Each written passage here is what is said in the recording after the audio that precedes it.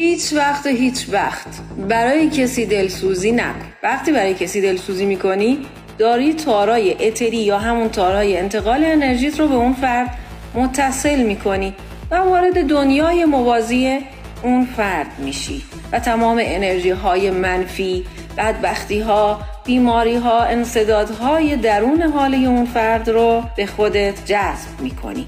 پس در نتیجه با دلسوزی تو نه تنها زندگی اون شخص بهتر نمیشه، بلکه شرایط روحی و زندگی خودت هم پیشرفت نمیکنه و قفل میشی. وقتی برای کسی دلسوزی میکنی داری با دهنکجی به خدا میگی تو واسط بنده هات مهم نیست، مواظب اونا نیستی، پس بهتر من مواظبشون باشم.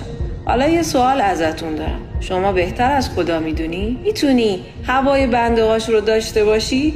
قطعا نه. پس برای آرامش خودتون کپشن رو بخونید که راه حل درستش رو اونجا براتون نوشتم.